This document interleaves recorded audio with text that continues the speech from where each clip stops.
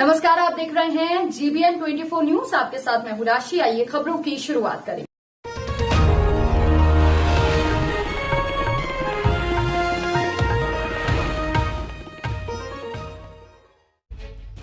इनकलाबी नौजवान सभा के राष्ट्रीय कार्यकारिणी की 2 दिवसीय बैठक जमशेदपुर के छोटा गोविंदपुर के श्री कृष्ण भवन में संपन्न हुई।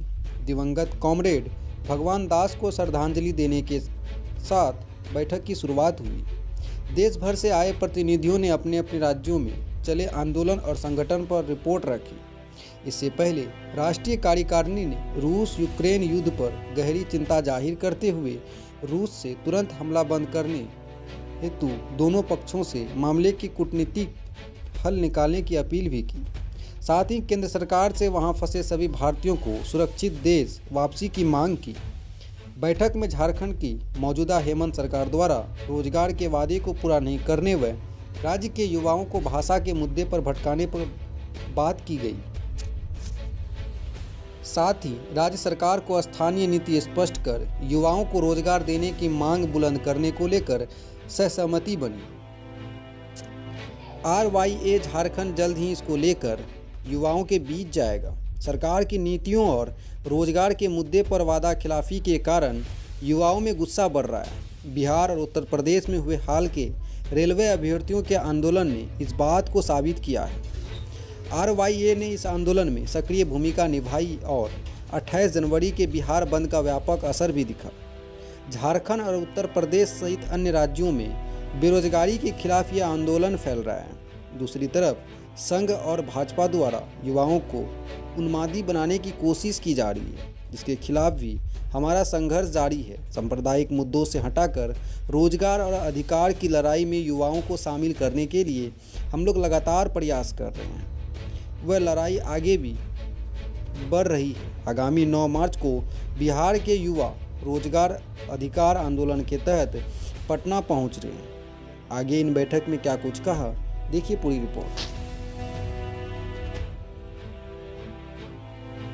2 दिवसीय राष्ट्रीय कार्यकारिणी की बैठक आज आखिरी दिन है। कल हम लोग इसकी शुरुआत की और इसमें हम लोग देश में जो नौजवानों के हालत है, जो सरकार नौजवानों के लगातार अवसर छीन रही हैं, सरकारी जो कंपनियां हैं, सरकारी संस्थान हैं, उन सारे संस्थानों को, कंपनियों को आज नीलाम करने की साजिश चल रही है। बहुत सारी कंपनियों को तो बेच दिया गया, जैसे LIC हो, कोल इंडिया हो, इंडियन ऑयल हो, हिंदुस्तान पेट्रोलियम हो, भारत पेट्रोलियम हो, हिंदुस्तान एरोनॉटिक लिमिटेड हो। इस तरह के जो भी जहां नौकरियों के, रेलवे आप देख लीजिए जो सबसे ज़्यादा रोज़गार देता था, आज रेलवे की ये हालत है कि जो पहले से रोज़गार के अवसर मौजूद थे, रेलवे हर साल 30,000 40,000 नौजवानों को रोज़गार देता था। और ये सरकार जब से आई है तब से तो रेलवे का लगातार निजीकरण हो रहा है, निजी हाथों में जा रहा है, उसको बेचा जा रहा है। और ग्रुप D और NTPC का जो इम्तिहान फॉर्म निकाला भी गया तो अभी तक वो नौकरी नहीं मिला।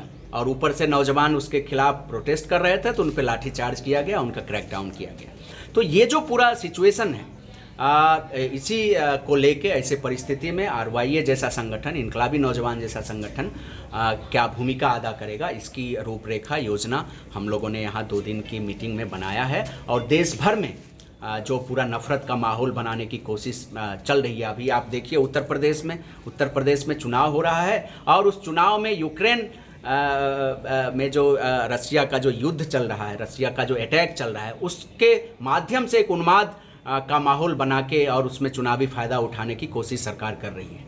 तो ऐसे माहौल में वहाँ रोजगार पे बात नहीं हो रही है, महंगाई पे बात नहीं हो रही है, आम लोगों की सुरक्षा पे बात नहीं हो रही है, जो सामाजिक न्याय का सवाल है उस पर बात नहीं हो रही है, लेकिन एक नफरत का माहौल बना के, एक उन्माद का माहौल बना के नौजवानों को एक डाइवर्ट करने का और नौजवानों को बेदखल करने का नौकरियों से, नौकरी के अवसरों से ये साजिश चल रही है। और इसके खिलाफ हम लोगों ने 2 दिन में आंदोलन की योजना बनाई है, संगठन को और मजबूत करने का एक योजना बनाई है। और आने वाले समय में हम लोग इसकी तैयारी करते हुए और राष्ट्रीय स्तर पर एक हम लोग आंदोलन की शुरुआत करने जा रहे हैं। और मई के महीने में हम दिल्ली में नौजवानों की बड़ी गोलबंदी करेंगे।